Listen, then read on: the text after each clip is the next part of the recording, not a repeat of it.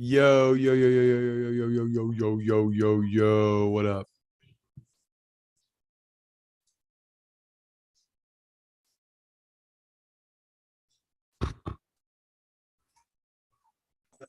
Test, Bebop. test.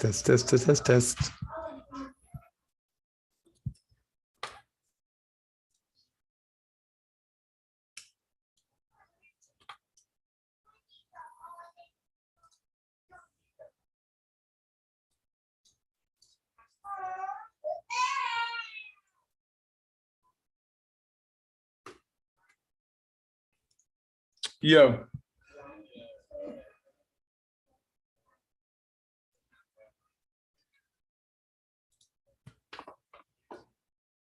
I have my headphones on. Okay. Test. I'm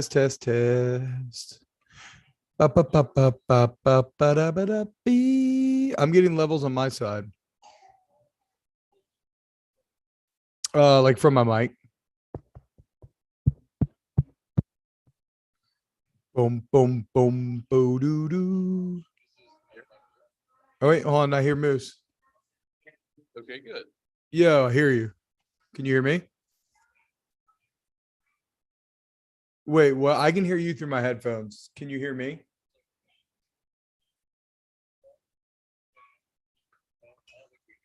Test. Test.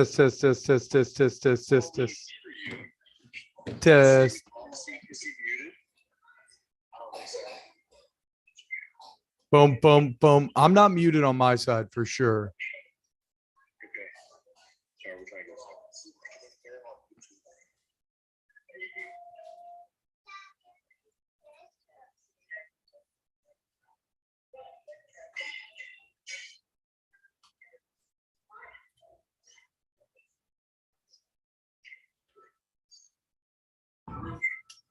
Test. You're not hearing him in the headphones? Boom. Wiggy, what up, dude? I can hear you. I can definitely hear you through the headphones. Time to talk. Talk to you? Toss, test. 1, 2, 1, 2, 3, 4. Moose, you can talk to me directly if you need to. We just can't hear you. Ba-da-beep, bum. Is one of these going to be on mute? That's your head capture.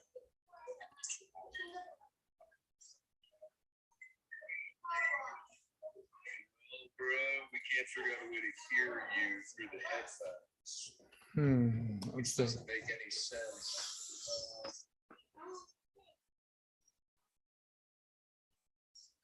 Oh, do a speaker, yeah. Do the speaker would come through. That takes away this. Try that. I mean, your speaker. Here. Oh, that's just using the matches. We'll try that. Test. 1, 2, 1, 2, 3, 4. 1, 2, 3, 4. Yo. 1, 2, 3, 4. 1, 2, 3, 4. Test. So you should hear us. Like you should hear us. I hear you.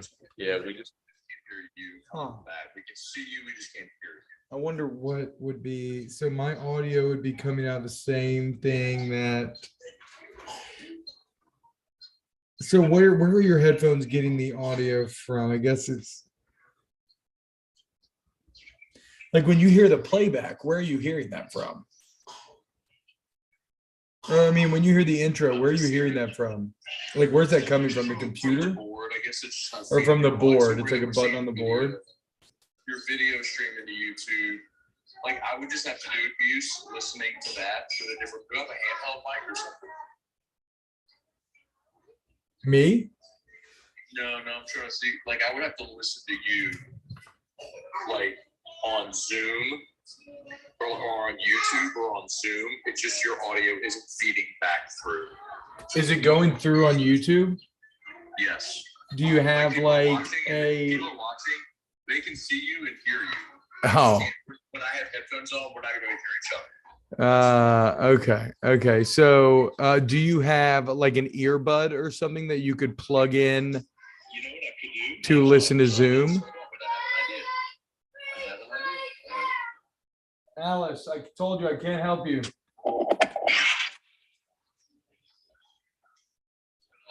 I'll need that headset. Oh, wait, so you can hear me? Yeah, if you're talking to the headset, yeah. Hold on. I may have my gig here. Latency check, latency. All right. 1 2 check. 1 2 check. 1 2 check. I hear you perfectly. Do you hear me? Okay. Test, test, Yeah, test, Muse. test. Now check Muse to see if you can hear us on YouTube. Test. 1 2 1 2 3 4 1 2 3 4. Wow, this would be 1, something 2, if we pull this shit off. 3, I mean, this 4, is 5, this is 6. this is going to be a pretty epic pull if we work this crap out. Hell yeah, dude. Yeah, sorry about You hear me? this. Yeah, I hear you perfectly. Can you hear me? Yes, T, I hear you. Muse, you're hearing me? So what's the problem? No, I'm trying to the latency. There's a delay. I don't want. Oh no, we can hear each other because I have him on my Yeah, it's No, we're good. instant. I'm hearing him the Okay. same time as my phone. We're All good. right, we're good. I think we're good. All right, I'm gonna hang up. Oh so you my can hear God, me. I So you can't can hear me right now. Wait, don't You hang can up hear me? You can T-Bob hear me hung right up now? the fucking phone. No, you stupid asshole. What?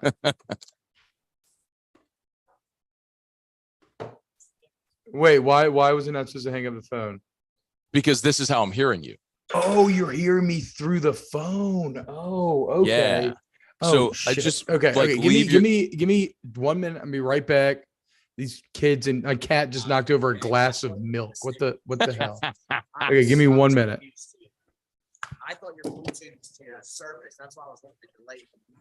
No, But I didn't know you said it. this is all being broadcast. This is so it's so bad. Oh man. Should we like cancel this and start and like delete it and start a new one? Or we want all this to exist forever? Exists forever. Okay. I don't want people to click and fail. All right, guys. Dad's about to start work. Okay, so gotta be quiet. I didn't hear him talking to his kids. That's so good. Oh man. If everyone is watching, they are treated to or mistreated to something awful. We need to change the graphic as well. This is so stupid. All right, hang on. Thank y'all for watching. Everybody who's waiting on with us. T. Yo. Okay, you ready? Yeah, let's do this thing. All right, hang on. Muse is going to hit the open. I don't know if you're going to hear the open, T, but go ahead and hit it, Muse. He's an 8-time I do. Louisiana Association of Broadcasters Award winner. And he snapped a ball through his legs. Wait, why does your name get to go first? I don't know. This is Scone and T. Because they made us. All right, what up, y'all? Welcome into Scone and T. I'm here at Oliver Twist. T-Bob is not. And if you are listening to this on podcast, God bless you. You have got to go back to YouTube because we're trying to decide if we were going to let the existing 8 minutes or so, 10 minutes or so live forever. If we're going to like shut this down and start a new one. But I think the consensus here is just like, let this, what just happened, live on forever. I think we did. I mean, I think, I don't think I'm like a terrible, I'm pretty uncouth, right? I don't think that I say stuff that would actually get me in real trouble, but certainly maybe like a couple minutes earlier, if you would have let me know that we were live in front of everyone, then that could have been fine. But I feel like I dodged any potential bullets. So, because sometimes these technological things can devolve into wild bouts of cursing, but I guess that's no different than kind of my my normal forte. Yeah, this is pretty cool though. So I just had a bit of a situation where, look, my wife works as well, and we've been sacrificing a lot for my work as of late, and so we had to switch it up tonight, and so this is a home edition. I've got my beers, so I'm ready to drink along with the show. It looks like it's blurred out, but I got my cold Coors Light in hand, and Yeah, it's funny. We're doing this partially like through the phone, but then over the mic. But it looks like it's working, dude. I think we figured it out. So the way this is working, and so thanks everybody for watching. If you're watching live on YouTube, thank you. Smash the like button, subscribe up to the channel, all that good stuff. Because T-Bob is at home, we've never done this remote before, so we had to figure out a way for him to be able to join us on site, and that we could stream via Zoom, which isn't altogether hard, but given the equipment that we have with the headset, so you all could see and hear us on site was the challenge. So I am literally, if you're watching, I am actually talking to T-Bob on the phone. Yeah. I have my AirPods in, actually they're Beats, but they're under this headset. Yeah. I'm only wearing the headset so you all, the audience, can hear me. I'm hearing T-Bob through my Beats on a phone call. So anyway, I'm talking to the audience through my mic, but talking to you through my phone laying in front of me. But it seems to be working though, dude. I mean, an excellent. What do they say? Necessity is the mother of invention. Well, there you go.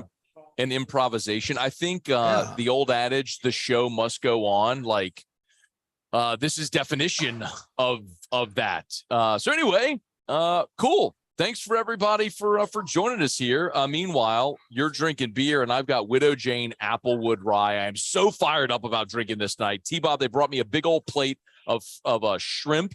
These are blackened and fried shrimp and French fries with 3 different dipping sauces, and I'm going to eat them all because you're not here to take them all from you, jackass. You selfish bastard. You always take all the food.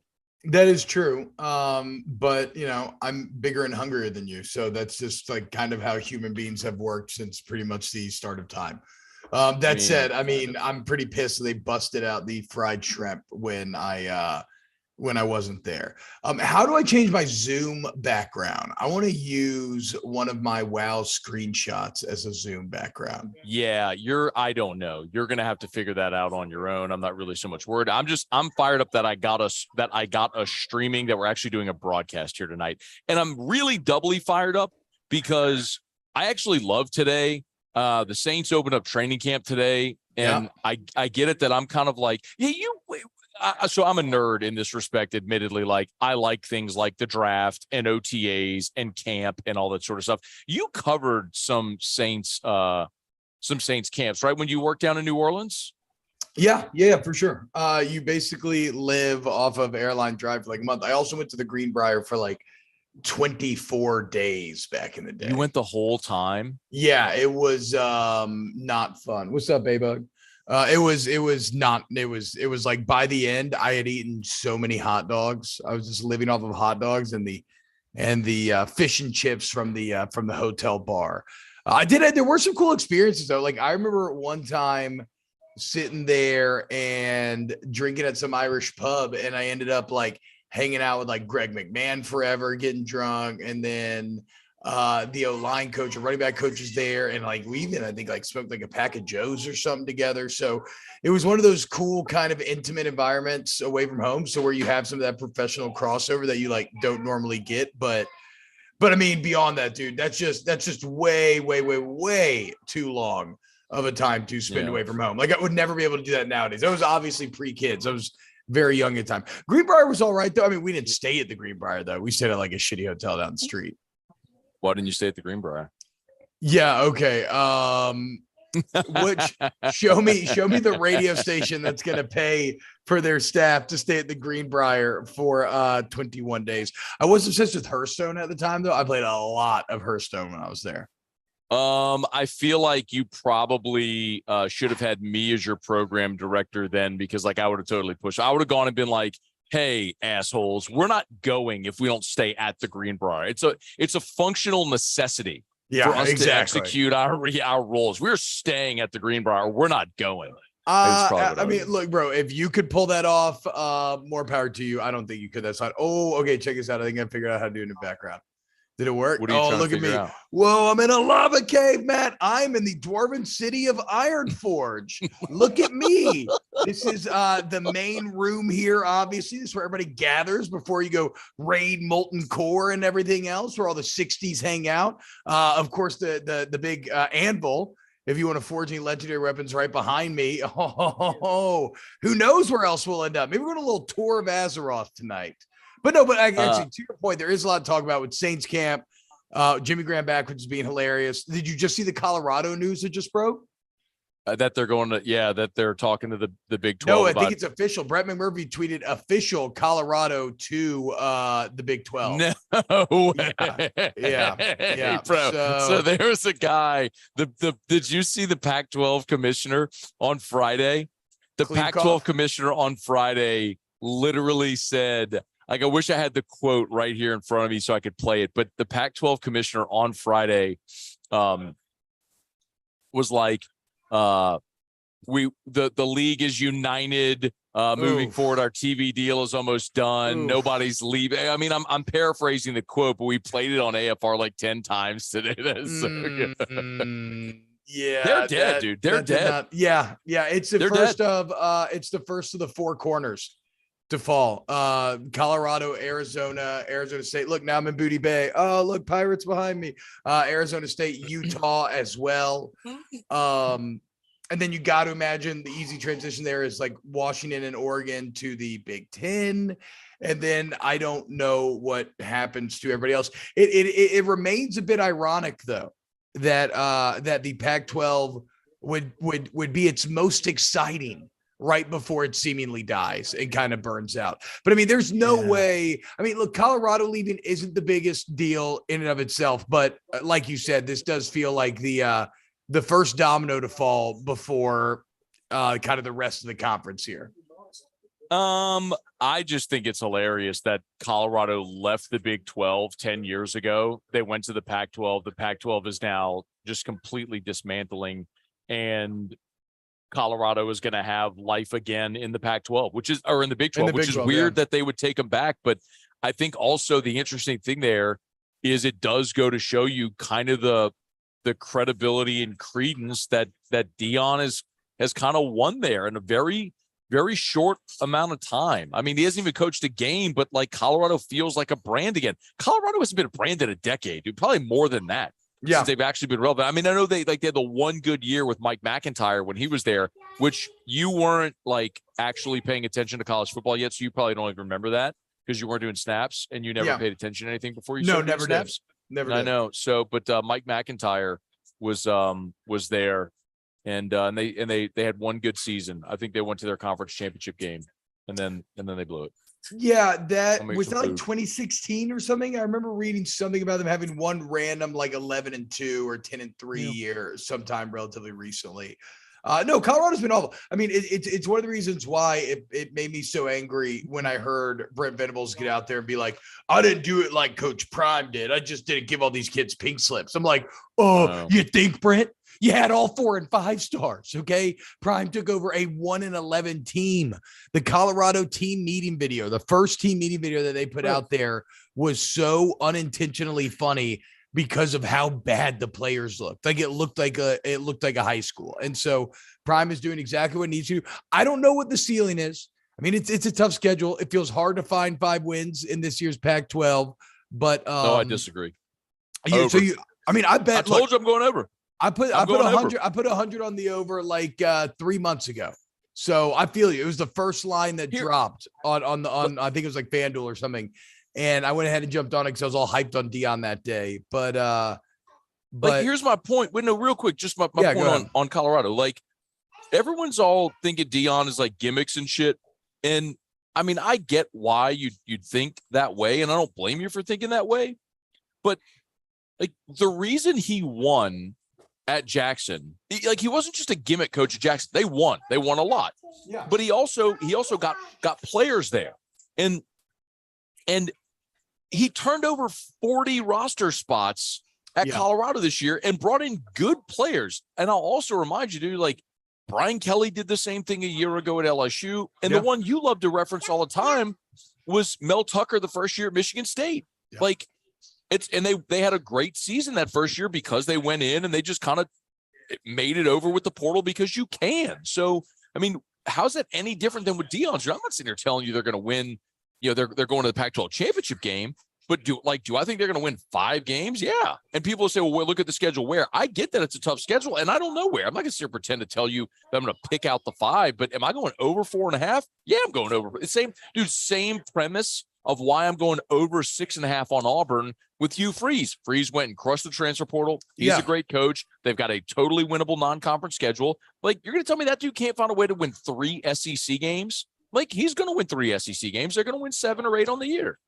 I mean, look, I'd be inclined to agree. Like I said, I've been pretty bullish on Colorado this entire time. And look, here's what sells Prime for me is when you listen to him talk. If you really listen to the speeches he gives, the standard that he holds his players to, there's nothing gimmicky about it. Now, maybe it's done with a little more flash, maybe it's done with a little more like almost like Muhammad Ali entertainment when he's talking about, I'm bringing my own bags and they're Gucci, right? Like he has some one-liners in there, don't get me wrong. But when he starts talking football and work ethic and responsibility and discipline and how you become a great player. And if you look at how he consoled that player that dropped the championship winning, was it like touchdown or 2-point conversion last season? Like, no, Deion is a hell of a football coach. And he's did a really good job in the portal. I'm interested to see if he does a good job this year. I'm interested to see how much he can capitalize on the high school recruiting trail, because I do know 2024 is not as crazy as some were expecting. He hasn't just come out and like blown the doors off. But hey, you know what? He's got his quarterback. Said it from day one, Shedeur Sanders. And if you got your quarterback, you're in a better spot than most. Let me shout out some people who are watching. Ultra Raider, Ryan Pike, Gregory Gordy, Brennan Huff, E.K. Sullivan. Thanks for watching live, y'all. Matthew Coburn, Craig Duke, Hamilton Keener, Bilbo, what's up, man? Thibodeau, good to see y'all. Ricky Nelson, thanks for watching. Appreciate everybody. We if you're just joining, thanks for watching us live. I understand a lot of y'all are watching on demand or listening on demand, but T-Bob is at his house, even though he's got some like Chinese village behind him on his Zoom. That's Booty Bay, Matt. That's at the bottom of Stranglethorn Vale. You can catch the boat from there and head over to Ratchet, the Goblin territory. There's a neutral territory that both Horde and Alliance hang out at. It's actually a pirate haven. If you kind of look behind me, you can see that very cool spot. One of my favorite spots in all of Azeroth. I am at Oliver Twist, our awesome sponsor right here on Perkins. Great food. I've got blackened and fried shrimp, along with French fries and 3 different dipping sauces. And our break-even pour tonight is Widow Jane Applewood Rye. I've not had this. It's batch 11. It's 93 proof. This is so it's a blend of rye whiskeys finished with toasted applewood staves. I am so fired up about this. And tea, I just busted open the foil as well. Like this has not been open. So I get to do the honors. You generally don't get too excited for this stuff. So I am I'm a little upset that I'm not there, but I am drinking cold Coors Light, so that's fun. By the way, Ryan Kress and who else was it? Hootie. I am also in Tenaris right now. I'm thinking about running ZF tonight, so I feel you, boys. If anybody needs a tank, I'm here. Drothor 1140 level 46 tank right now. Tanks. I know most people don't watch this show or listen to this show for our takes on the Big 12 or Colorado football. That's true. We will get to, if y'all got questions, fire away. We'll both keep an eye on them. Thibodeau said T-Bob is Mr. Mom. T-Bob is being Mr. Mom tonight, hanging out at the house. Yeah, for sure. I'm used to this, but normally it's on Saturdays. My wife's a wedding photographer. So generally this is like a Saturday type of setup, but just a little midweek action. I missed the fellas for sure. I saw Chuck hanging out there in the background. Man, that Widow Jane though looks tasty. Did you just sip it? I did. So Ricky Nelson said, get to trying the Widow Jane. So I'll tell you, first sip, very, very full bodied, not getting a ton of the apple on the palate. You do get a lot of the smoky flavor and a long finish. Very, very bold for 93 proof. I will say that. I'm going to let this open up a little bit more. So I'm going to love to contrast or compare in a couple of minutes when I aerate this a little bit. So give me a minute and I'll come back to it and I'll give you a follow-up as soon as it opens up a little bit more here. So, all right, give me a thought on the Saints signing Jimmy Graham. Do you like it? Because I don't even think I don't think he makes the team. Like, I think he gets cut. So I was wondering about that this morning, whether or not he makes a team. That's kind of where my head was out, but I was a little intrigued to see that, my two NFL vets in Matt Flynn and Jacob Hester seem to think that he has a good chance of making it. It's wins the try to think of some of the times when we've seen players take time off and then come back where they've not been successful. We saw Ricky Williams do it at running back. Now he was more in his aged prime, right? Like that was, I think, his mid to late 20s when he has hit sabbatical and he came back and he ended up doing awesome. Saw Carson Palmer retire for a year and end up coming back, right? So he could get out of was that out of Cincinnati? Yeah, dude, I'll give you a tight end. Who? Jason Witten. Weddle did it. Jason That's Witten. right. I forgot about that. So Jason Witten retired, went into the Monday Night Football booth, came back to Dallas, had a good year in Dallas, then went to the Raiders for a year and sucked shit. So Witten is maybe the best comp for a pass catching tight end, sitting out a year and then coming back in. So when he sat out 2018, came back in 2019 and had 63 catches for 529 and 4 touchdowns. If you get that out of Jimmy Graham, that's a fucking great major win. I mean, I saw some stuff where he talked about how he's been cycling a lot, right? And like when he had gotten done playing a couple of years ago, that he felt like his knees, like he could barely run, he could barely walk, and then now he feels infinitely better. So, I mean, it's such a physical position. I guess it's one of those things where he's such a physical freak, even though he never really attained that New Orleans form that he had for that like blistering 4 or 5 years, that I don't know that I would completely count him out of having any impact on us. I guess what's working against him is how full the room feels, right? Because Foster Moreau, Juwan Johnson, but I guess after that, like, can you work at Jimmy Graham right there? I mean, potentially a red zone. Did Gronk take a year off? I just can't allow you to continue to call him Foster Moreau. I can't do it. I can't allow you to continue calling him Moreau. I'm so fucking sick of hearing people say Moreau. Like, the fact that he is back in Louisiana, this should be a definitive. Like, no one should call him Moreau again until he gets on a shitty national broadcast and, like, what's the guy's name? Like, Dick Stockton calls him, and Moreau with the touchdown. Okay, fine, Dick Stockton. You didn't pay attention to read the media guide to look at a pronunciation. But, like, Dennis Allen fucking up his name. You fucking up his name. Like, it is Foster Moreau. We've known him since he was in high school. Foster Moreau. We've got to stop with the Moreau. It's got to stop. I can't tolerate it anymore. Tell me again tomorrow, and I might remember. Not bad. If that's what you need to remember, then do that. Tomorrow. Okay. I'm trying to think of it. Is Taysom Hill that's kind of a tight end roster spot as well. So I guess you're getting a little heavy there, but Jimmy Graham. Are you going to keep 4 tight ends? I know. That's what I'm trying to. Foster is your traditional tight end. Juwan Johnson's your pass catching tight end, and you've got Taysom listed as a tight end, and call him what you want, whatever position he plays. Ultimately comes down to roster spots. Like, are you going to keep, here's my question, T. If it comes down to it, are you keeping Jimmy Graham or a 6th wide receiver? Because that may be what it comes down to. Like, are you keeping Jimmy Graham or A.T. Perry? Like, that's pretty easy for me. Would it be A.T. Perry at number 6, though? Well, I mean, however you want to play it out. Like, you know that if Olave and Thomas are your 1-2, Rashid Shaheed's probably right there as well. And then they love Traquan for some unfucking known reason. But then you've got the veterans. You got James Washington. You got Brian Edwards. Edwards played with Carr in Las Vegas, so you know that's Carr's boy, and he wants him on there. So, like, I mean, A.T. Perry was a 6th round pick. I'm bullish on him, but I think he's probably the last guy in the, in the receiver room or one of those veterans.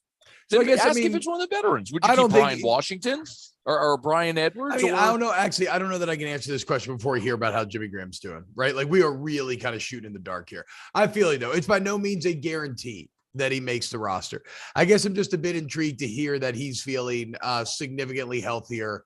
And it's impossible for, look, man, if you watch that era of Saints football, it's impossible to not be excited a bit about Graham coming back. I mean, the numbers that he put up when he got in that tiff with the Saints about is he a tight end, is he wide receiver? When you looked up the numbers that he put up, they were overwhelmingly good. We're talking like a 4 or 5 year period where he was a top 5 receiver in all of football for like catches, yards, and touchdowns, everything.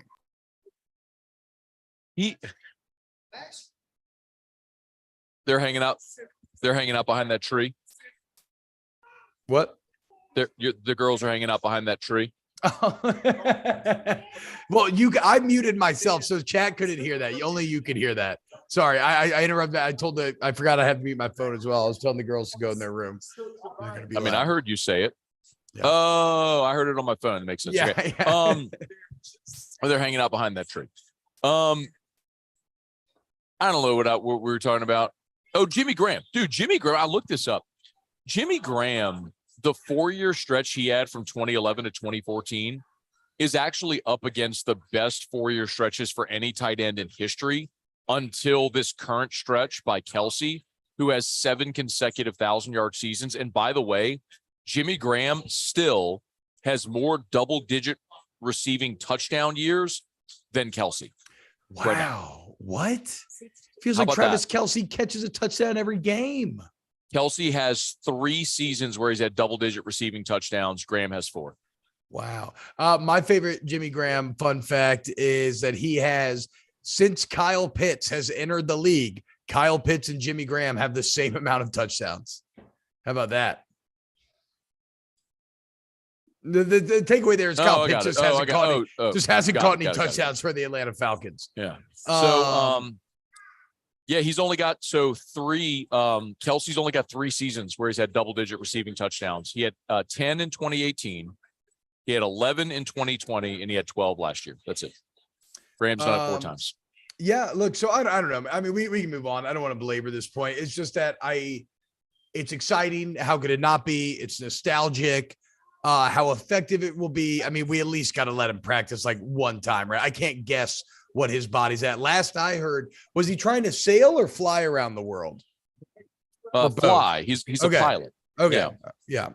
By the way, so I went and hit this Widow Jane again, and I know what threw me off the first time now. I wasn't even thinking of it, but it's an Applewood rye, and rye whiskey, as just a general principle, tends to be rye is just spicier, and that's what I wasn't assuming. I was thinking I was going to get more oak in the Applewood and smoke and sweet, but this is a rye, so it is far more like if you're having like spicy Applewood bacon. Like if you had spicy bacon, think of that. That's what this is. You love rye though, don't you? I do love rye, and I like this a lot. It's just not what I was expecting because I wasn't in my mind. I wasn't going, oh, that's a rye whiskey. That's like when what you I was think expecting. You're gonna drink like Sprite or water, and you get milk.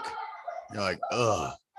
Yeah. All right. You want to talk anything I else? Want to talk LSU. You want to talk LSU? No, I want to talk LSU. Look, I'm excited for the Saints. I'm excited to get to practices. I think the offensive line terrifies me, but if they answer the offensive line question, I think that could actually be pretty damn good. So Wilson Alexander had a piece this morning, Matt, that I enjoyed kind of reacting to, I guess you could say. 5 LSU football players with the potential to have breakout seasons. And I don't care as much about going through the piece as like, I would ask you, who is your number 1 player that you think is going to have a breakout season this fall? All right. So I have an answer, but it's probably one of 2, depending on how you want to ask the question. Is it based on someone who we've seen play before? No, it could be no. It just like who it don't even be marriages. It doesn't have to be the biggest one. Just give me a grouping of guys that you think I think that Wilson starts in the most obvious spot. Mason Smith, right? I mean, of course, Mason Smith is poised to have a breakout season. I mean, he was all SEC freshman team, preseason All-American maybe last year, and then he gets hurt in the first game. You never got to see him. Like, he should take the college football world by storm this fall. Wilson also has Savion Jones, which I like that. I mean, Savion Jones is someone who really flashed last year when he played, was very solid. He's gigantic, 6'6", 270. I want to see him. Can he build on the 4.5 sacks from last year? And I bet you, I mean, he was very good at setting the edge last year. He's probably going to be even better. He has Guillory on this list. I mean, that's something interesting in and of itself to talk about, is this defensive line and how you would break it down. Like a 3-man front. You go Guillory in the middle with Mekhi Wingo and Mason Smith on the against the tackles. Do you put? I think it's interesting. You can do a lot of different things. Were you intentionally going defense? No. I just those were the first 3 names that I read off the page. So I didn't see the list or what you're referring to, but for me, when I think of who is going to be someone that pops this year, I'm immediately looking to the receivers because there's no Kayshawn and there's no Jure. Yeah. So those 2 guys, and I think we get confused sometimes because Kayshawn didn't have the year statistically last year we all thought he was going to have. We forget the fact that he was still your second leading receiver on the team. Like, he's still, like, Malik had 1,000 yards. Yeah. Kayshawn went 48. I'm looking at it, 48 catches, 538 yards, and 2 touchdowns. So Kayshawn was still your second leading receiver behind Malik. So you're replacing Kayshawn's 48 catches, Jure's 27 for 404. Remember, Jure had 6 touchdowns. So for me, I'm looking at Brian Thomas and I'm going, we all know Brian Thomas because he prepped at Walker and he played well as a freshman. But his freshman stats and his sophomore stats basically are identical. They're identical. Yeah. 31 catches as a freshman. I'm sorry, 28 as a freshman, 31 as a sophomore. His yardage is 2 yards apart, 359 and 361. He basically had identical seasons the last 2 years. Well, now, like, bro, it's time. I mean, Malik's going to be your guy. Somebody has to be number 2 or overtake him. And Brian Thomas is the most likely guy to do it. Like, I think Brian Thomas is poised for a monster year this year out of necessity. But I'll tell you the one that the coaches love.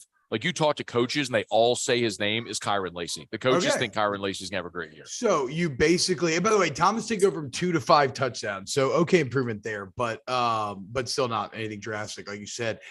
This is funny. Magnificent, by the way. The Widow Jane Apple rye. You know what to expect. No, not only that, but it's opened up, and now, like, since it's opened up, you really get a lot of, like, that apple, that sweet apple, like, fruitness with the smoke and the spice. Like, this is really, really good. You just have to give it 10 minutes. This is really fantastic. You just got to give it 10 minutes. So you kind of hit, it's interesting. Wilson had Brian Thomas Jr. on his list. And absolutely, I would say the returning production. I would also cite that what was kind of priority number 1 for LSU this offseason was increasing the explosive pass game, right? Like, taking better advantage of those great receivers that you have. Brian Kelly talked about a lot at SC Media Day. So not only are you replacing production, but you're hoping to get more overall volume of production. So Brian Thomas, certainly. And then I said this morning, if I was choosing, I would choose Kyron Lacy probably out of that receiver room. So we're simpatico there in terms of those definitely being 2 of the names to watch. Do you have anyone else that we haven't named? Wilson has Sage Ryan on his list, and certainly Sage is going to be his redshirt sophomore year. That's like the year when you feel like you could take a really big jump. You also take a really big jump between year 1 and year 2 of starting. And so, like, just career timing wise, there's a lot lining up for Sage to have a really big improvement. He did struggle last year at times, though. So people feel like he's maybe limited, but again, just in terms of when you show the most improvement, he has 2 pretty important milestones that are lining up with one another. Man, look, I'm very hopeful for Sage Ryan, but the reality is last year, Greg Brooks was so good in the nickel. Like, that's undeniable. Like, that's his spot. playing that nickel, that box safety. And when Sage Ryan went in, it was a dramatic drop off. Yeah. Now, Greg Brooks is going into his 5th year of college. He's played a shitload of football. So a lot of that, I'm sure, is just the experience, right? But I also look at this team and I go, who's going to play safety? Like, you almost need Greg Brooks to play safety, like out of necessity, because you got Major Burns back, and we've been high on Major Burns, but he's been injured and hadn't played a ton. That's number one. Number two, like, is it Matthew Langlois? Like, is it Jordan Allen as a sophomore this year, a redshirt freshman? Like, I don't know that you feel better with Brooks back there and Sage Ryan at nickel potentially.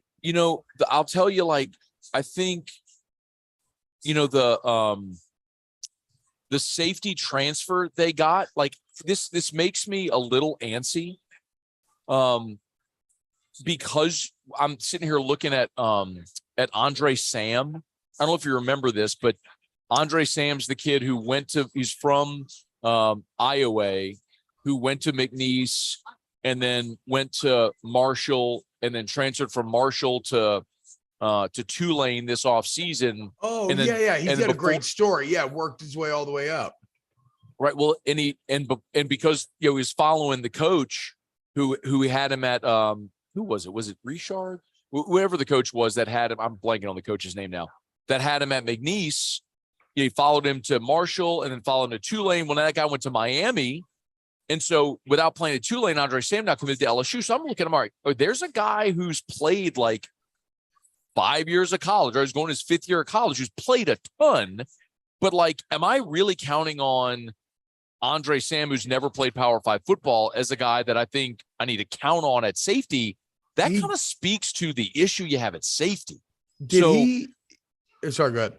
No, that's, I mean, so to finish the point, I would love for you to be solid enough at safety to where Greg Brooks could stay at nickel, but I think you might have to have Greg Brooks play safety just out of necessity, which means Sage Ryan might have to be your nickel, or Javian Toviano, who is honestly the freshman I'm most excited about. Did Andre Sam, he didn't end up all conference at Marshall, did? I know he was a 2-time first team all Southland at McNeese. So he has like a pretty good resume. He did ball out against Notre Dame last year. 10 tackles, half a TFL pass breakup when they went up there and beat Notre Dame in South Bend. So, there's something about Andre Sam kind of grinding his way up that I feel like he definitely has a role. But to your point, is that going to be every down starting safety role or a rotational piece in the bunch, right? Could he be Joe Fouché? That's what I'm saying. Like, I'm not completely throwing that out the window because I do respect his climb. People develop at different rates. He's got good size, like you said. He's uber experienced, and look, you can only perform relative to your competition. And he was a 2-time first team all Southland Conference in his junior and senior years, and then he had his super senior year at Marshall where he played really well, and now at LSU. So again, I don't want to make too much of it, but I do respect his kind of climb in college football. So, by the way, Joe Fouché, 5'11", 205. Andre Sam, 6 foot 190. So they're similar size. Louisiana kids who didn't have an LSU offer, went and played a ton of football. Like, I'm looking at his bio right here. He's played in he's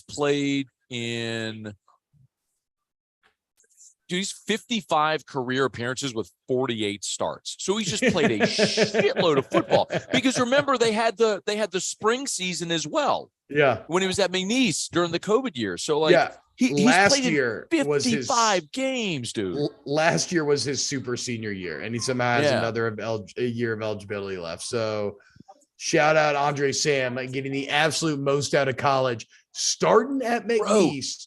Go ahead. Here's your perspective. He was in the same signing class as Miles Brennan. Wow. What? Dude. What? He signed in 2017 at McNeese and redshirted. So there you go. He was the same class as Miles Brennan. That's crazy, dude. Been playing college football. This will be his 6th year playing college football. Andre Sam, breakout potential. Yeah, I mean, it's like I don't want to rely on Andre Sam, but like if Andre Sam could play strong safety and Major Burns could play free, or if you reverse those two and you could keep Greg Brooks at nickel and then Sage Ryan is giving you backup reps there, and then Javian Toviano can be more of a versatile beast. Now you're talking about you got depth. You know what I mean? Like you have a lot of depth there, but you need somebody who can prove they can be a starting safety in the SEC.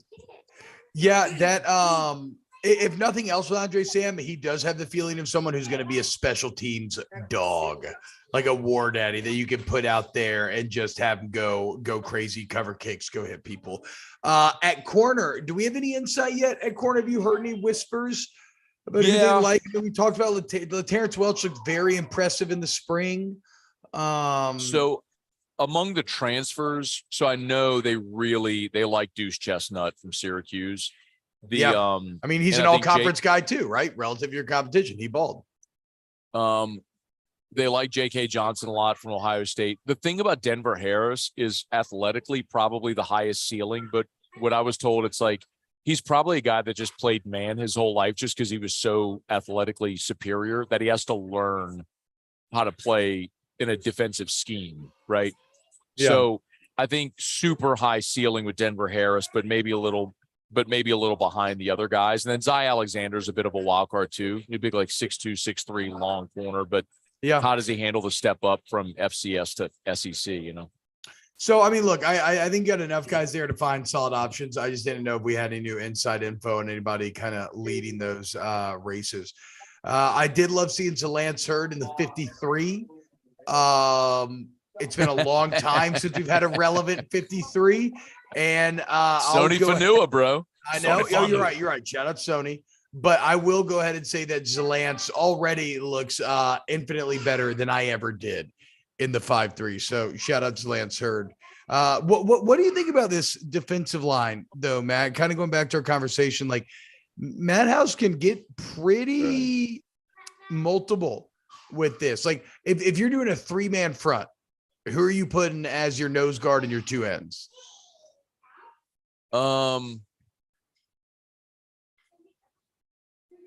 Well, I mean, the obvious one, you're going to start with Mason Smith. I think.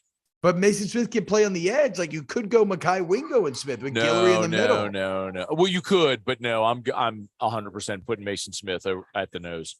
I just saw him do that in camp last year, and he was a fucking monster. That's true. Yeah, I forgot about camp last year. He was like dominating the center position.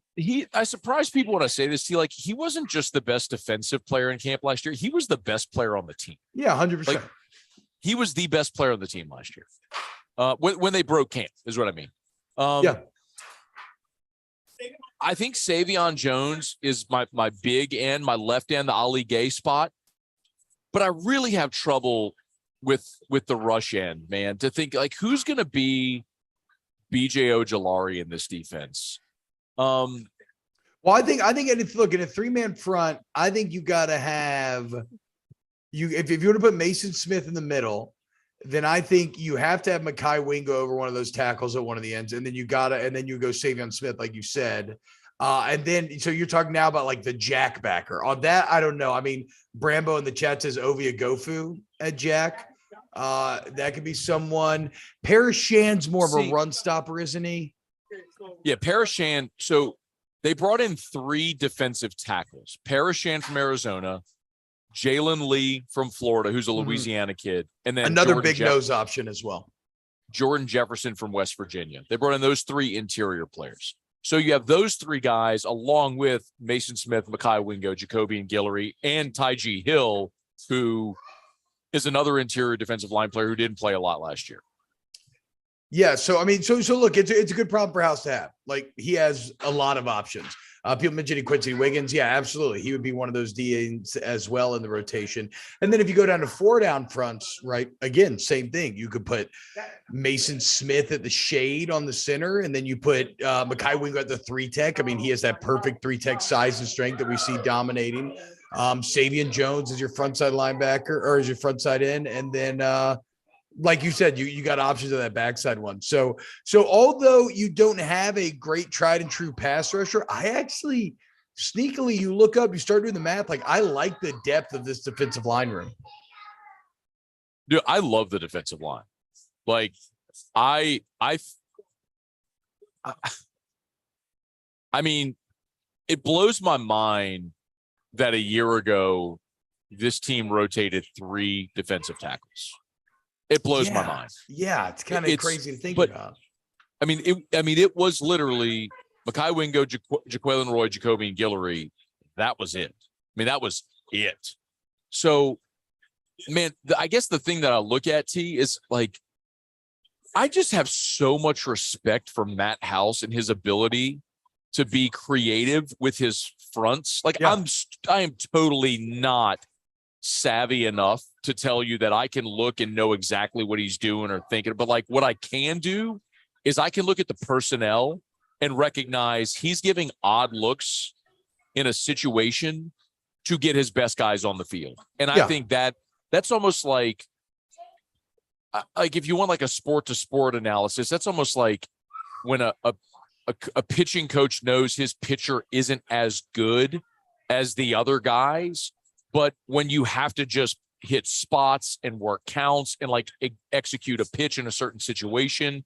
I mean, it's when you don't have Paul Skeens, you can just say, go throw 102. You know what I mean? Like you have to be a little more crafty. And I felt like he showed he could do that last year. Now I think his talent is exponentially better because he's got so much depth. And then like the one guy we haven't talked about that may honestly, well, no, not Perkins, because I do want to come back to Perkins, but the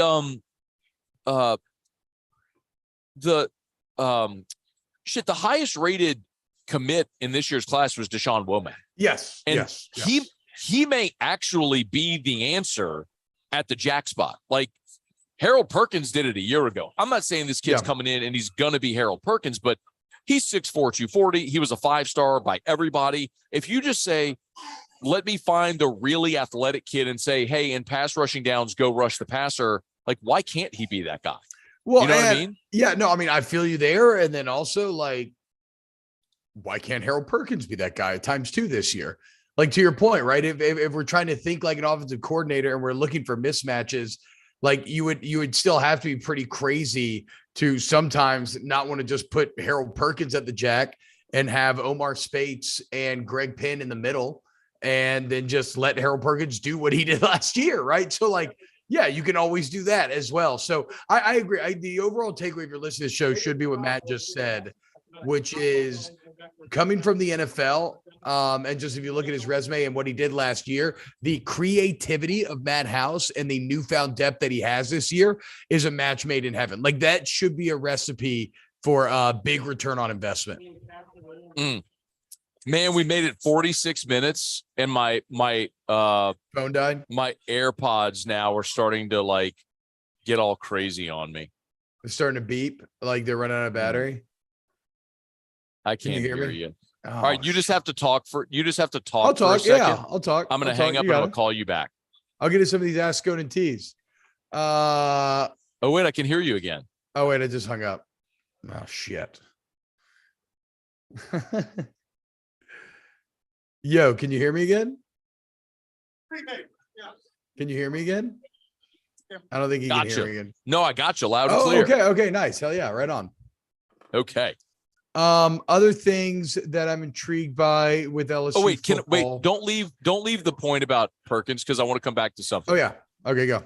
Well, okay. I mean, I'm done. It's just that like you can always put Perkins at that jack and you have Penn and Spates in there and you feel good about that as well if you want to. Like he doesn't have to only be in the middle.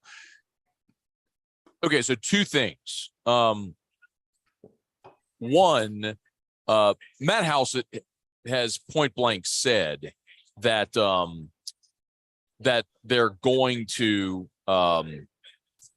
use Perkins still in the jack room. Yeah, why would they not? It'd be crazy not to. That's going to happen. That's number one. Can you still hear me? Yeah, I can hear you. You're great. Okay. Coming in clear. Answer the phone, please. I didn't realize we'd hung up. All right, there we go. We're good. Dude, this is I will tell stories about this broadcast. We had it 45 minutes strong. I know. Okay, a minor foible. We're good to go. Can you hear me again? I hear you. And it only screwed up because of my beats, which like one day I want to do a tangent on how much I hate Bluetooth headphones. Like in theory, it's a spectacular idea. In execution, they always fuck up. It never fails. They fuck up. Anyway, all right. You know what you need to do? You need to take those What? beats off. You need to beats off. I'm not even mad that you did it just now. I'm not even mad. Not mad at all. All right, so two things real quick, and then we're gonna. I've been doing it the whole show. You just can't see me today. I don't even have pants on right now. If I were to stand up, you get full frontal genitals. Your children are there. Yeah, that's true. Okay, to be clear, that's actually not true. That'd be a pretty aggressive. I was just Winnie the Pooh around the house with my kids walking around. All right, so I do like to sleep like Winnie the Pooh, though. Okay, so two things. Yeah. Number one, Matt House has said point blank, Harold Perkins is still going to play the jack this year. There are going to be times they're going to use him as that queen piece on the chessboard, and I am down with that totally. That's number one. Number two, you will like this. So I talked to Derry Beckwith yesterday. Oh, shout out Derry, dude. And so Derry's awesome. Like, I think people forget sometimes how great of a player Derry was. Like, he was a 3-year starter. He was 2-time All SEC. He was a team captain. He was a 100-tackle guy. And his NFL career was only derailed because of knee injuries, and he failed his physical at the combine, so he went undrafted, and his knees just gave out. But Derry was an awesome SEC linebacker. Yep. True. Very smart player, like made all the calls. Like, well, you played with Derry for 2 years. So, Derry, we were talking about Perkins making the transition to the inside. We're just talking about a lot of the functionality of it. But I did ask him, like, do you think because edge rushers are so hard to find, like, should they just leave him at the jack spot because he's so dominant at it? And like, he didn't want to say yes, but he said yes. He thinks that they should just leave him at the jack spot. We had that conversation on this show before. Yeah, no, that's what I'm saying, because that was your point, was like, they're so hard to find an edge rusher. You have a dominant one, leave him there. And I kept saying, look, their whole thing is they want to make him Devin White, where he can make tackles sideline to sideline. He can blitz from the inside. He's going to be a 100-tackle guy. I mean, and he'll, be a potential, top 5 pick in the draft. If he can handle it, there are advantages to both, right? Because in theory, if he's in the jack spot, it's maybe a little easier to get away from him, or to kind of nullify him if you just wanted to go the opposite way or attack him certain ways. Whereas if he's in the middle, he's going to be able to be more rangy and cover more ground. So if he can handle that mentally, then yeah, switching it back and forth has value as well. But again, the overarching point remains that Matt House will manufacture mismatches like an offensive coordinator does, and will use Harold Perkins. And like imagine a 3-man game on the interior with Mekhi Wingo, Mason Smith, and Harold Perkins. Like, how are you going to handle that? If they start running games and Mike crosses and everything, like, that is going to be overwhelming. So the bottom line is you have a great talent in Harold Perkins. It may not be entirely clear how you use him, but you can expect him to be dominant once again. I love the Harold Perkins Heisman hype. I don't think a defensive player will ever win the Heisman anymore, but but you can get to New York potentially. Yeah. Tyron did it. Yeah. And if you're a badass enough defender, like, we want somebody, even though Will Anderson didn't win it 2 years ago, like nobody is, but we want somebody to be good enough eventually. Bro, well, Manti Te'o was runner-up in 2011, and Ndamukong Suh was runner-up in 2009, and damn near won it the year Mark Ingram did. But I don't have the votes in front of me. If you want to Google it, you can, or search, you can. All right, get your questions in. We'll get to all your Ask Scone and T's here in just a second. I've been logging them. Okay, good. God, there was something else. Nah, it was something about the defensive front. Anyway, whatever. I think LSU's defensive front is going to be really good. I think this whole team is going to be really fucking good. I have them 11-1. I think they win the SEC. I think they beat Georgia in the SEC championship game, win the SEC, and go to the playoff. And I hope they can win 2 games in the playoff and win a natty. But I do have LSU 11-1. What's the one? I don't know. Maybe they lose at Bama. Maybe they beat Florida State, beat Bama, slip up somewhere else. I don't know. I just think it's really fucking hard to go undefeated. So I'm 11-1 and beat Georgia. I was one of the ones that did vote for LSU to win the SEC. I was one of the 30 or so in at media days. Oh, did you? You picked LSU to win?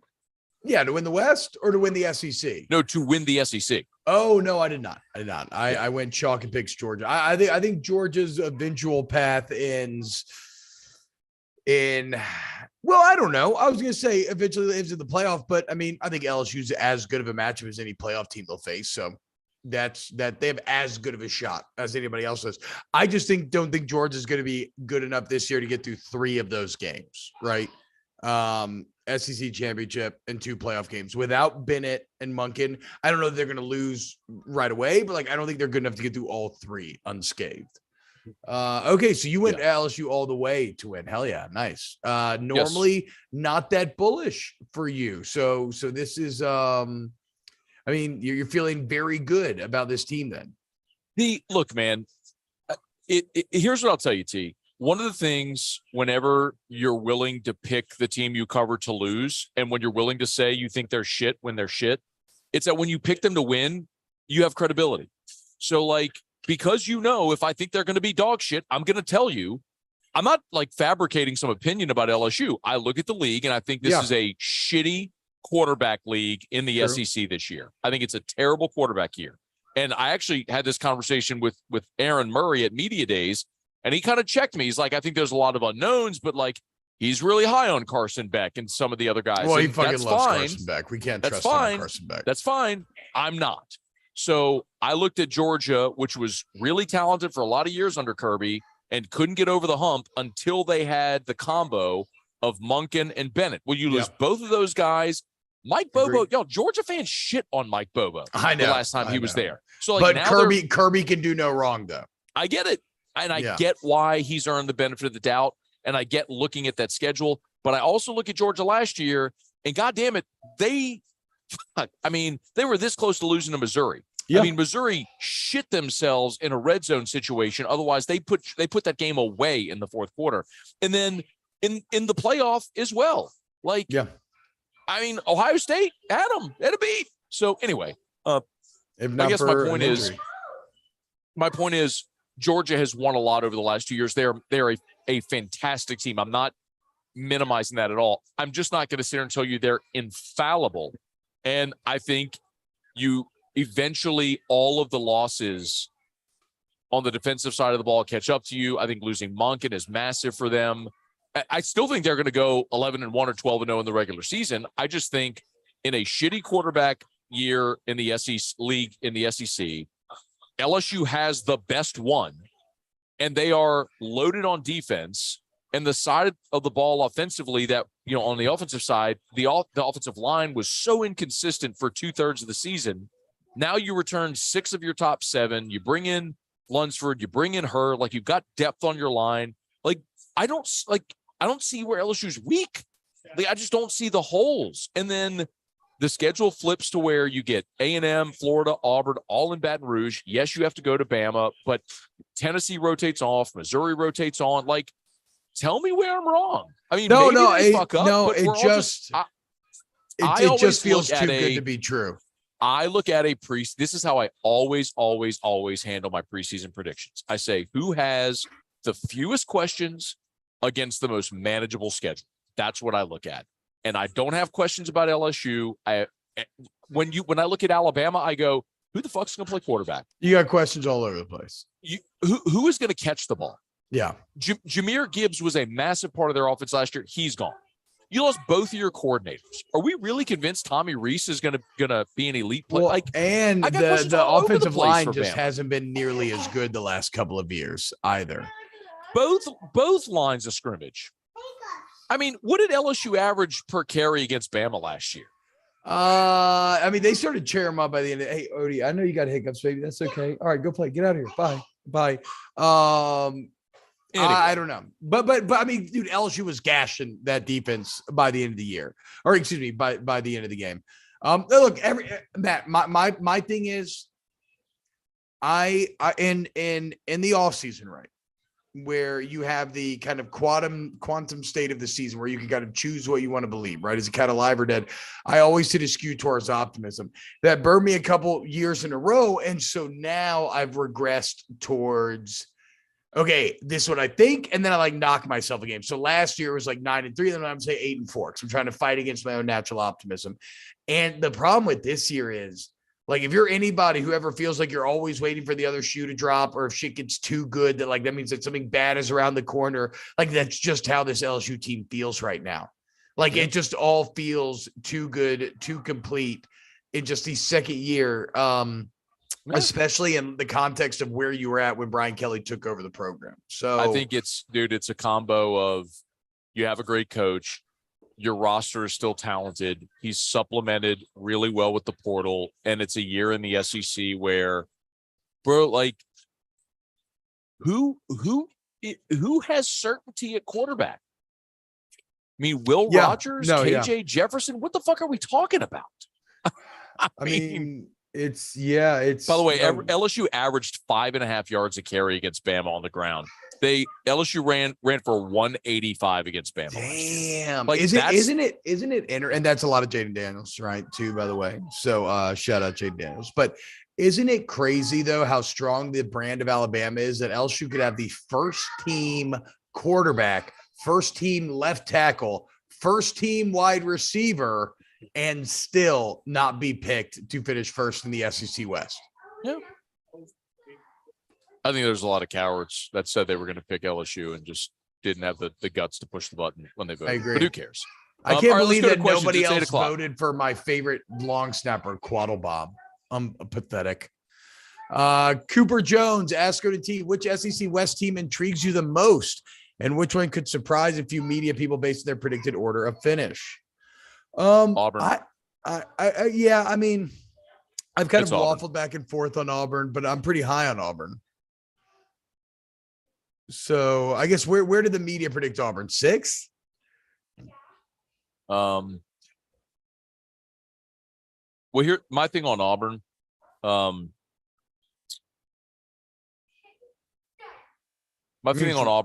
is but here it is. I'm looking up where they got Auburn. Auburn, 6th. But what's weird is everybody in the West got at least one vote to win the West except for Ole Miss. That's crazy. But my thing on Auburn is Hugh Freeze is a great coach. I mean, yeah. Do you remember the situation he inherited at Ole Miss?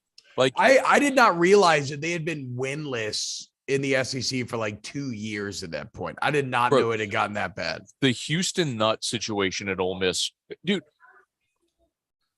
Zach Mettenberger was taking a knee with 6 minutes to go. No, I remember that game. That was 2011. I remember that game. But Freeze's first year was 12. He inherited the team after that one. Like, it was and there was no transfer portal then. My point is, like, he inherited a way worse situation in Oxford, and they won 7 games his first year there. Like, he's gonna win games at Auburn. Like, he is a good coach. They're going to win games. And I'm going to tell you, T, the one game that makes me the most nervous on LSU's schedule is that fucking Auburn game, because Auburn comes to Baton Rouge. Auburn has an open date the week before. For LSU, that's their 5th consecutive SEC game. And it comes after back-to-back road SEC games. Now, it's after Missouri, but it's at a point in the schedule where you're like, fuck, man, you could be primed for a letdown there, and they could be sky high coming off a bye, 2 weeks to prepare. Like, that's one where I go, you better be ready to roll and not looking ahead to Army at that point. So I kind of went LSU, Alabama, A&M, Ole Miss pretty consistently. And then I've kind of waffled. I've gone Auburn 5 at sometimes. I've gone Mississippi State 5 sometimes. And I still feel like I'm disrespecting Arkansas, but like, State returns a ton of people offensively. You have a great quarterback in Will Rogers. I do think he's more than just air raid. Like, I think he's a legitimately good quarterback. Now, he's only taken one under center snap in his college and high school, and that does concern me. I guess, but then I rewatched some of the highlights of Mississippi State bowl game from this last season where they ended up winning 19-10. Really, they won 13-10, barring a just crazy final, tried to return the kick, like touchdown fumble recovery. But like, I'm like, okay, that was actually a pretty good defense last year. Maybe the offense plays a little more ball control, but should still be effective. They return. Like, I honestly, Matt, I don't know what to make of, because everybody in the West currently in Bill Connolly's S&P Plus 1 through 7, they're all in the top 30 entering the season. So really, I just have LSU, Alabama in their own tier, and then I have every other team in the tier below it. I could see like any order finish. I think you'll see a lot. After LSU and Bama, you're going to see the West go like 4-4, 3-5, cannibalize each other. But I have no confidence whatsoever in Zach Arnett. Like Dan Mullen, Mike Leach, two coaches that maximize their situations in Starkville and were really good coaches. Now you have a 36-year-old Zach Arnett who, what an impossible situation. I don't know how State finishes anywhere but the cellar this year. Yeah, I think I do know how, though, because like if the offense is good and because they have Will Rogers, the offense has a chance to be good. I mean, we can't just completely throw Rogers' stats out the window. Or was Rogers really good in an offense with one of the most innovative offensive minds in the history of the game? Like, that's a fair question to ask. Yeah, no, but the old cat, what's his name? Barbe, the guy from App State, dude, he's got some really good resume behind him in terms of offensive numbers. Like, he's solid. So I don't know, man. I see both sides, I guess, Matt. This is just an awful take by me because, like, I absolutely get where you're coming from Auburn, and I agree. But, like, I also am more bullish on Mississippi State the most. And then I always fall back on, why am I just disrespecting an Arkansas team that has Rocket Sanders and KJ Jefferson? Like, am I an idiot for that? But then, I mean, they have that awful pass defense. So that's why I just So, okay, whatever. That's only one ASCO deal. Let's get the rest of these. Right, Palmer, Lamartier, ASCO to T, Eddie Montgomery, or Holman updates? No. No.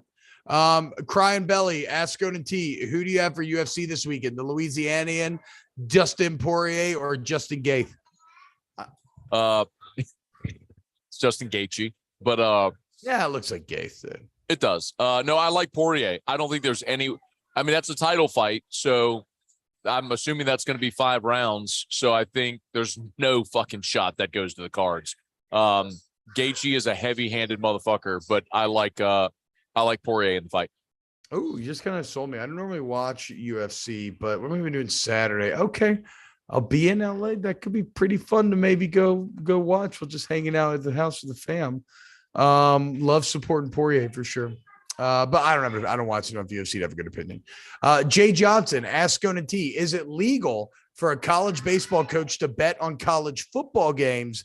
Asking for a friend.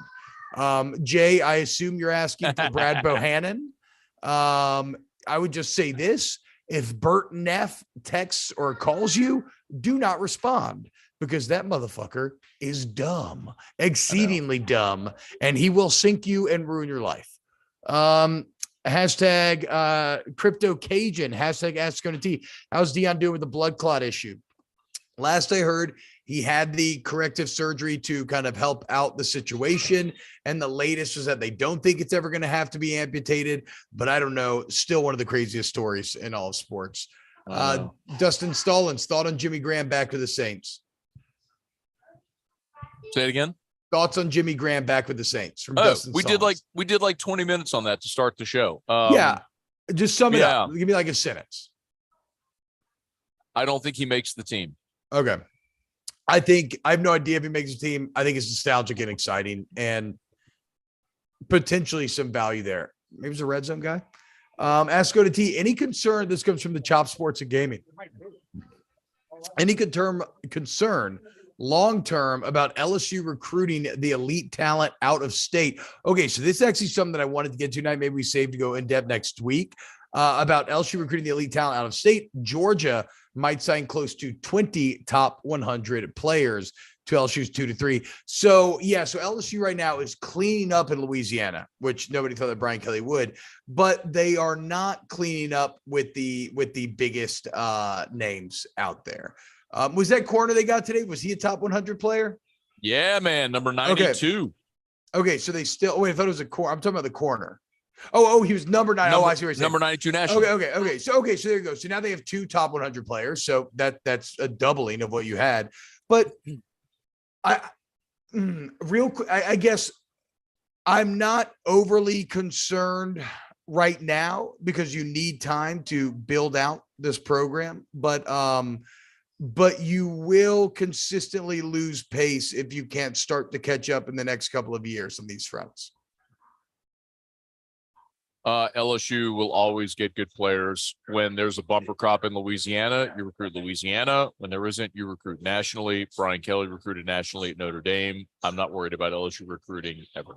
But do you think, but they're not going to be top 5 this year. They'll be top 10. I don't think they'll finish top 5. I mean, top 10, generally, you're going to be fine. But Georgia is doing, considering that's your main competition, in theory, Georgia is doing some stupid shit on the recruiting trail, and Alabama remains doing that. I would say this, though. What is interesting is that LSU is one of the worst schools at developing 5-stars in the country, and they are one of the absolute best when it comes to 3 and 4 stars. So, there's a decade worth of data that shows you that LSU could turn classes that maybe are players that don't look as exciting into NFL players. All right. I think that's all the questions, Matt, for this special Mr. Mom edition of Scone and T. I'm so happy and impressed that this went as smoothly as it did, all things considered. It's a very generous way of saying it. But yeah, I guess considering it was smooth. Yeah. Look, I'm inside of Iron Forge. Now I'm outside of Iron Forge. See? That's where the doors live right there. And now I'm inside and now I'm outside. And now I'm up in Airy Peak, chilling in this dwarven tavern. Look how tight this is, dude. Let's head back to Booty Bay, Sola Beach. And here's Pirate Town, Booty Bay. Oh, and here, I can't remember where this is, but look at these 2 badass dwarves right here, dude. Y'all come to Oliver Twist and spend money. I agree. It's the absolute best place. Food, drinks, Oliver Twist, number 1 in my heart and my belly. Y'all have a great day. All right. We're done, Muse. All right. Lady, y'all. We're done, Muse. We're done.